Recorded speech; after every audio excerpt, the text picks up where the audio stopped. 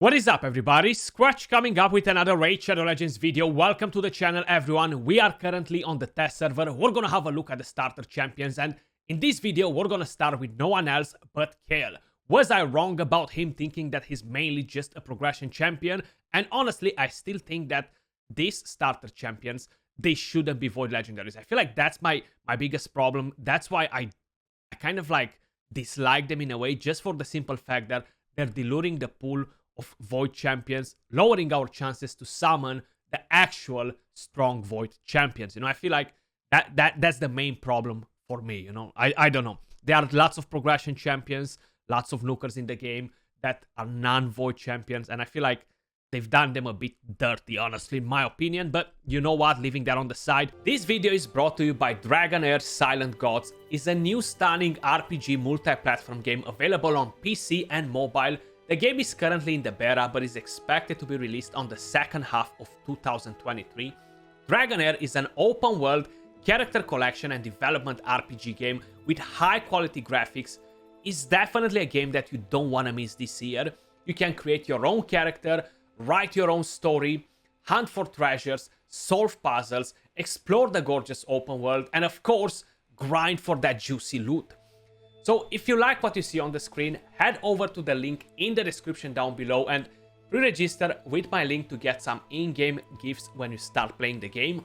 The Dragonair universe is absolutely massive, with a great storyline and so many different areas that you can explore. Mountains, forests, dark dungeons, pretty much everything that you want to see in an RPG game.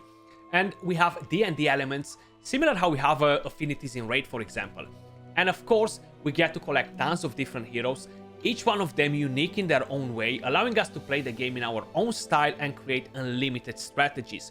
The heroes actually look sick, guys. Amazing art design, they've done an amazing job here.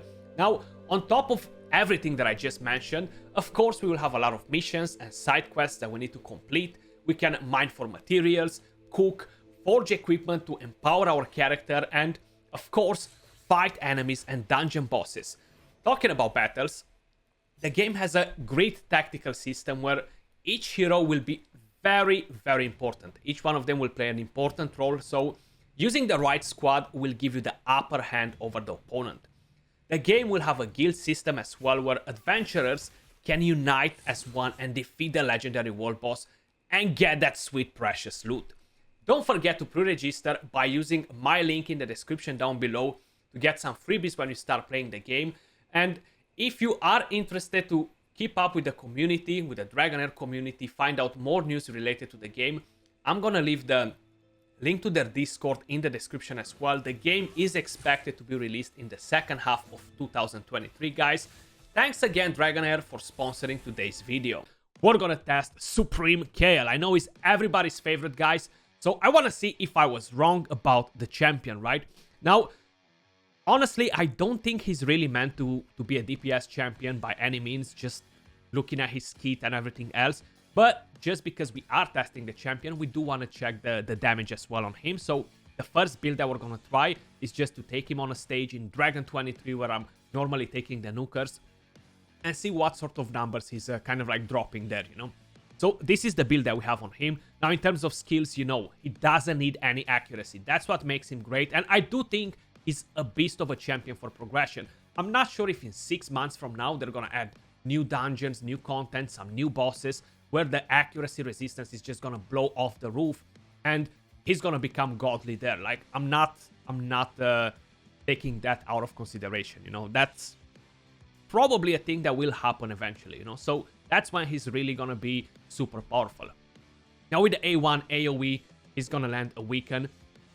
You can run him on a stun set if you're looking for that extra support, if you manage to pull the champion. On the A2, attacks all enemies. We land 3 poisons and we increase the duration of all enemy debuffs by 1 turn. This is actually a pretty strong skill. You can make it work in clan boss. You can make it work on different bosses as well. Then the A3, increase accuracy. We have decreased resistance and we're getting Thermiter as well. And this is AoE fully booked. Is going to be 100% chance. Yes, this is probably one of the strongest progression skills in the entire game. Mainly, a lot of times when I'm doing takeovers, that's what I'm seeing. People are kind of like struggling to get the right accuracy, to get the right resistance. I feel like once you're going to be able to do that, it's not really going to be as useful for you. Like, if at a moment I would pull the champion, personally, I wouldn't really have a place where to use him, you know, because I'm fine with the accuracy, I'm fine with running my resistance the way I need it. But I know that a lot of people that are still progressing through the game have this issue. So this is going to be a great skill to help a lot of you guys out there, you know. The passive decreases each target's accuracy, crit rate, and crit damage by 3% for each poison debuff on them. If there are multiple champions on the team with this skill, only one will activate. So yes, the more poisons you have, the more accuracy you decrease, the more crit rate, the more crit damage. Now, pretty much every single boss in the game starts with a standard crit rate of 15%. So if you have 5 poisons, you're going to completely decrease their crit rate. Plus, you're going to decrease their crit damage a bit as well, allowing you to keep your team alive a bit longer, you know. How I mentioned, we're going to test him first for the damage, just to kind of like get an idea. Can he deal damage as well? So you guys know, maybe you're going to want to build him with a hybrid build, give him some damage as well, instead of just survivability and tankiness, you know. I have him on a Savage and a crit damage set. Total stats on him, we have 6.6k attack, 201 speed, 101 crit rate, 265 crit damage. In terms of masteries, guys, we have offense and defense. We have Helm Smasher as tier 6. Now, honestly, it would benefit the champion to go on the support tree, to get Master Hexer, to get Lasting Gifts. This is actually something that will benefit him quite a bit. You can get Sniper for the A1, because if I'm not mistaken, the A1 doesn't have a 100% chance to land weaken. So getting on, going on support tree, it can benefit the champion. That's what we're going to do on the second build, once we're going to check the damage on the champion. But that being said, we're going to head over to Dragon, stage 23, Void Affinity. That's where we're normally bringing in the DPS champions. And we want to see what sort of numbers he can kick in here. You know, it's pretty straightforward. We're going to check his animations as well. And we're going to find the answer. Can he deal damage as well? So let's see. Defense down weaken. One of the champions got resisted there. So we're going to start with A3. You kind of want to start with this skill and then move over to the A2, so you increase the duration of debuffs on the target, you know. So let's see the animation as well. Okay, pretty juicy animation. Fairly decent damage. I wouldn't say he's gonna hit crazy hard, but I feel like the damage is actually pretty good, considering that he doesn't ignore defense or anything like that. So I cannot complain about the damage, actually. The damage is fairly decent, 100%. Animation looks pretty decent. I think it's pretty similar with Dark Kael, if I'm not mistaken. And then we're gonna come over to the A2. This is a nice animation, sending the skeletons. I like it. 109k, 127 I think I've seen, and stuff like that. So that's pretty juicy. Let's bring him in another round. We're gonna start with the A2 this time around. And then we're gonna use the A1 as well. So I'm on the test server, guys. It doesn't matter that I'm wasting all this energy and stuff. I actually like doing it. It's kind of like my hobby now. So we're gonna start with this skill this time around. Let's see.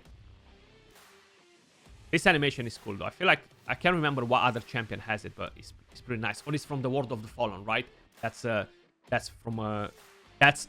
original place from where the animation comes. Again, decent damage with the skill.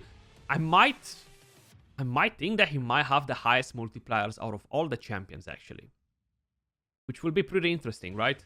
Elhane's supposed to be the DPS, so we're gonna go with the A1. Let's see. Oh, nice. This is a nice animation. It's like Thor picking up the hammer and just bang. That's actually a cool animation. I like that. I like it. So you've seen he can deal some damage as well. So keep that in mind when you decide on how you're gonna build your champion. Now, we're gonna change the build, and honestly, I'm not 100% sure what exactly we're gonna take on him this time around. But we want to drop a bit of damage. We want to give him more mastery. We want to go on support tree. And considering that, yeah, he's going to bring a lot of debuffs, we want him to take quite a few turns. We can try either a relentless build with a bit of damage. We can try maybe even a regeneration build if you want to keep him alive longer. If you don't really have a lot of other support in the team, that can help a bit as well. But I feel just like we're going to go with a simple relentless build and see what we're getting out of him. You can run him on a stun set, how I mentioned. If you guys are struggling with wave control and things like that, this can help you too. It's not going to be as great once you get at the boss, but if you are struggling with that, a stun build will actually not be a bad idea whatsoever, you know. So if we're going to go all the way to Relentless, let's pick some damage gloves, right? So we're going to go with Cree damage gloves. Where is my Relentless set hiding? So Cree damage gloves. Let's see what we have free. How I mentioned, I will prioritize a bit of damage, but I'm not going to go like all in, just crazy attack and stuff like this. I'm going to look to see if I have something that will give me a bit of attack, will give me a bit of a survivability. So this one right here is pretty good on Cardial. Then you can go with an attack chest piece, because why not? So we're going to look to see what we have available here. This is decent. We have a defense. We have flat HP. Do we have anything a bit better? This is actually better because we have percentage on both of them. So we're going to give him that. We're going to go with speed boots. We want him to be pretty fast if we're counting on all the debuffs and the things that he brings, you know. So we're going to go with speed boots. Let's see what we have available. Substats, a bit of crit rating here just to try and get him to 100% crit rate. It's not like we need him to melt the waves alone. It's just, yeah, bring a bit of extra damage is actually not a bad idea. Those from Royal Guard, they were pretty good, but I don't want to break my Royal Guard, so we're going to take this from Allure. I'm not going to use Allure anymore. I didn't have a chance to really play the dungeons, guys, for the simple fact that some of them looked a bit off, and I just didn't want it to repeat the history, waste my time. The Imperium resets the server, which is, it just happened 5 minutes ago because the dungeons were wrong. A Fire Knight. So later today, I'm going to have a look at dungeons as well. I'm going to go for my baby scan today, one of the final scans that we have. We have 3 to 4 weeks left before mini Skratch is here, so super excited, guys. Definitely waiting for it. So we're gonna look to get a decent weapon as well. The good part is you don't need accuracy, right? So that's the main thing with Kael. Not needing accuracy is actually allowing you to build him however you guys want. So look, we can actually steal this from a husk, and then we can even go with an immortal set, so we get a bit of survivability. You know, we're increasing a bit of HP, we're getting a bit of heal back, because how I said, we're not aiming at fully giving him just damage, you know. So it's fine if we're getting something else out of it. This is decent. Maybe we have a slightly better one. This is actually pretty good. We are getting the attack too, so why not? If we are aiming at getting some survivability out of here, let me just see how much crit rate I need from a shield from here. I might not have one available from this set, so I might have to change something else. Maybe a weapon, maybe the boots, maybe something else, you know. Feels like we just need a bit of more crit rate. I kind of want to get him to 100% crit rate, you know. Okay, so seems like we're going to have to play it a bit differently. Maybe we have a better weapon. I think we should have a better weapon. This is nice. It doesn't have attack percentage. I'm not even sure if I have one from this set that will have attack percentage. And there we go. We have one. We lost a bit of speed, but we gained more crit rate. And now we can go back to Relentless and pick a shield that will kind of like bring the speed back on it and give us the crit rate. So we need to have 18% crit rate on the shield. I cannot wait for the new QOL changes where we can actually filter artifacts based on their stats and stuff. That is gonna be amazing. 100%. So this makes us drop a bit of speed, but we can recover that from the banner too. I feel like the banner doesn't have a lot of speed. This is decent. Will drop us a bit of crit rate. We won't have enough, so we should be able to work with that as well. Actually, this is just perfect. Look at that. Beautiful. We got survivability out of it, 100% crit rate, 208 speed, and we are on the test server. We gotta sell a couple of pieces of gear. Hopefully, they're not gonna go to my actual account. Let's see what we're selling from here. I just need a gear cleanse, guys. I need to make some space. We can sell that one. Let's see, at bolster sale, we can sell a couple of things. And hopefully that will give us enough space. Yeah, so we have enough space to rebuild him. And I'm gonna change the banner a bit. Actually, it's a really decent banner. We have some attack. In terms of survivability, we're not looking too bad. A defense banner could work as well if you're struggling with that. But basically, 40k HP, 5.7k attack, 2k defense, 208 speed, 100 crit rate, 239 crit damage. We don't need no accuracy. That's the good part about it. And masteries, we can actually change the masteries because we wanna give him slightly different masteries. So we're gonna go like this. and go on Life Drinker. We're gonna give him War Master. That's gonna benefit us a bit more. And right here, you don't need to go on this. You definitely don't want to have that because you don't need the accuracy. So you're gonna be able to go in Exalting that. Right here, if you want him to rotate a bit more often, you can get Rapid Response. You can get Arcane Celerity. Again, Swarm Smitter won't help you whatsoever. You can go with Cycle of Magic. Now, because you have no accuracy and you do need accuracy for Evil Eye, it's pointless to get that. So go on Lord of Steel. And right here, you kind of have like a couple of different options. So either you go with Master Hexer, which would make more sense. And you can go with Lasting Gifts, just to increase a bit the chance for keeping the accuracy up for more turns. Or you can go with Sniper and increase the chance to land Weaken from the A1. So we're gonna get that. If you're building him on a stun set and you're really struggling with wave control, you can get Fearsome Presence as tier 6 instead of going on the support tree, you know? But these are pretty decent masteries for him, I would say.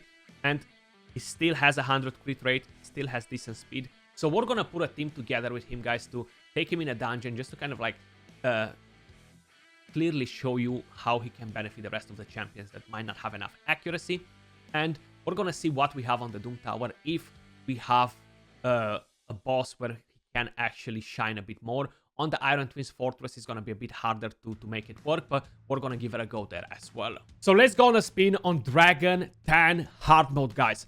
Right here, I don't have high accuracy on my Theodore, so I have 239 accuracy. I do have plenty of resistance though, but in terms of accuracy, I just don't have enough accuracy. And oh, I mentioned I haven't really played the dungeons much, so I'm not sure if they increased the accuracy requirement to 300 plus. I have a feeling that they did. Now, Battle Khazar, he has 420 accuracy. Seems like he has lots of accuracy. And I know that Tomb Lord has some accuracy as well, 330. I'm not going to change all the builds on my champions. One thing that I can tell you, if you don't have the cheese teams to go against this Dragon, Calvalaxes, and lots of Theodores, you're going to need decreased attack because the boss, it's extremely hard. Now, I have my Arbiter. She doesn't have lots of accuracy either. You see, 188. And the reason why I want her in here, one, all of you guys have her. Two, the revives. And then we have this A2. Has 100% chance of decreasing the duration of all enemy buffs. The dragon will place increased attack, so we're counting that that's going to help us a bit once we get there. So basically, we're going to check what damage Kael does in here. And yeah, the poisons will help us a lot, 100%. Having the weaken will help us a lot on the waves too, just to deal a bit of extra damage. Tomb Lord only brings defense down and decrease attack. So just so you guys kind of like get an idea. You see, bang, gain that turn meter, the extra turn, bang, and came in with the second AoE skill, which is nice. And this might take a bit longer just because we don't have all the skills on cooldown. Really like the A1 animation. Okay, we proc the Relentless in there. Came in with the poison. So we have a lot of poisons on the wave.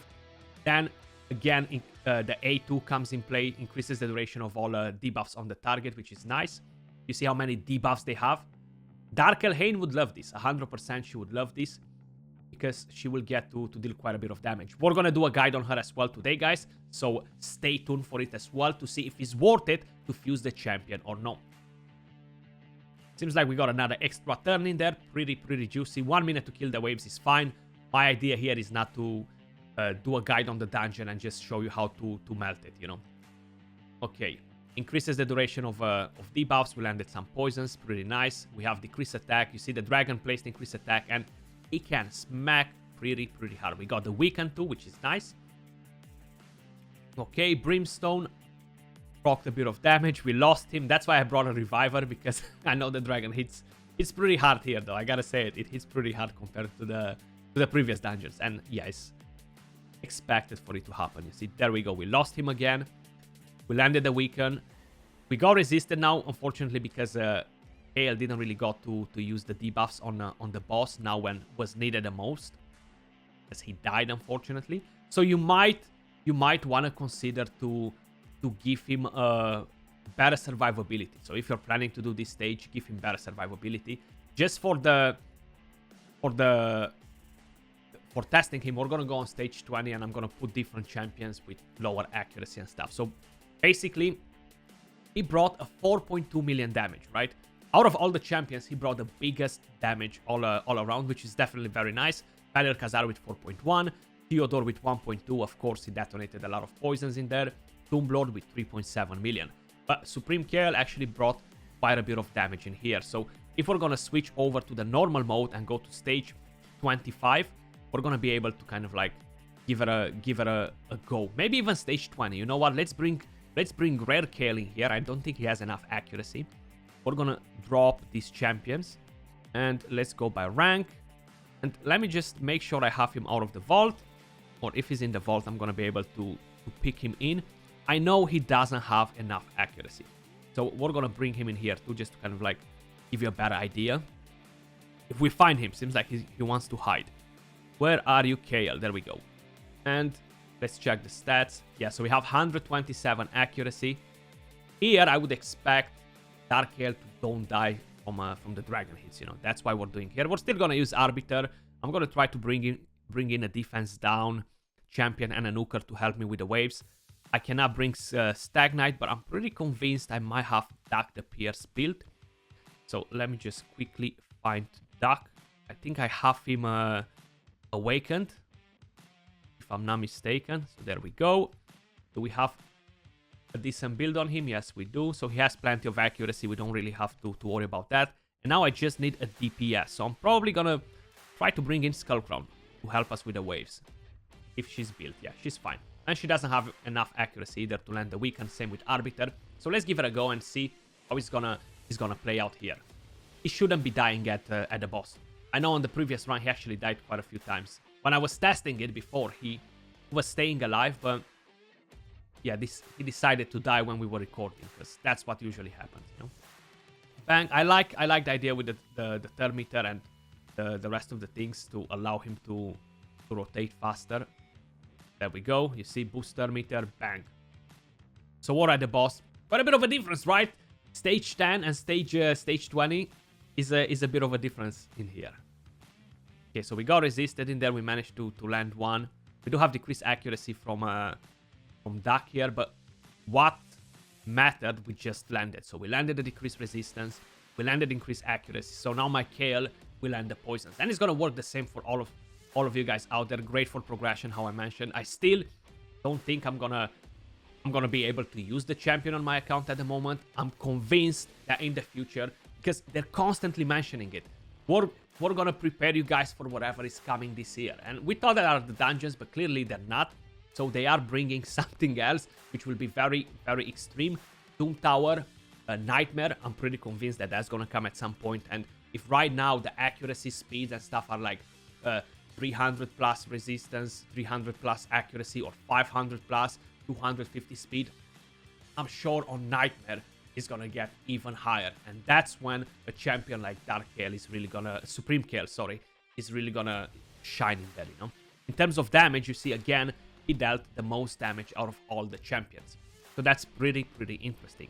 Now, if we're gonna give it an attempt on the Iron Twins Fortress, I don't have an unkillable team built around him. You do need to have over 500 accuracy on here. So if you're dropping his resistance by 50%, that's gonna bring it down to, let's just say, 250 is if his resistance is 500. So then you're gonna get an increased accuracy, which will really bring you down to a super low accuracy requirement. So what we're gonna do, I'm gonna take Septimus, I'm gonna take this Geomancer out because this one has a lot of accuracy. So we're gonna take him out. We're gonna bring in Kael, and I'm gonna bring in another Geomancer. Now what I'm gonna do, just because I don't have a preset for it, I'm gonna use the A1 first on Geomancer, and then we're gonna focus on the other skill, you know. So let's just make sure we're bringing in the right one. 300 accuracy. This will not be enough without having buffs, debuffs on the boss that will actually count towards it. So Dark Kael will help us here, and I feel like the majority of you guys will have quite a bit of help from him in this dungeon. It's gonna be a bit harder to get it organized, honestly, because you need to kind of like set the skills in the right order and all the rest of the good things, you know. So let's land our debuffs. We're not gonna use this because I know I'm gonna get resisted. Okay, we gain the extra turn, which we didn't want it there. He's on Relentless, so it's gonna be a bit different. So now we can go and do this. The thing is, once the boss will cleanse, you know, that's when when this is gonna get removed. So right now, my Geomancer can go and do his bidding. He can go and land the debuffs without having to worry that we're gonna get resisted. Of course, the 3% chance is still there. You really need to tune this team perfectly. You've seen we've already lost a turn on the resistance here, which is fine as long as we manage to land it now, because the boss will slowly cleanse too. So we're gonna let it go on auto. But I feel like a lot of you guys will have a massive use for a Supreme Kael in this dungeon if you are struggling with it, you know. Because it's very hard if you don't have a Super Kraken account to get the survivability for this dungeon and to get the right accuracy requirement, you know. So there we go. We're getting resisted with some of the champions. You see, that's what happened. But the thing is, you gotta tune it right, because this will occur very often, especially if you're running a reflex set on Geomancer, or you're running a different set that will allow him to rotate his skills a bit too often, you know. So that's a thing to keep in mind. We have the decreased speed. We do need Geomancer to come in with an extra turn or something here, so he can attempt to land the HP burn. Nice. So we've done that. It's still helpful though. It's still helpful. That's the main point, you know. It does increases the duration of debuffs too. The only problem is the boss cleanses here, so that's a bit different, you know. Okay.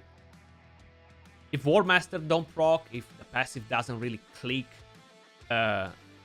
when the damage is done, it should be fine, just generally speaking, you know, because he's not gonna get to do the cleanse, but he actually just did it now, which is fine.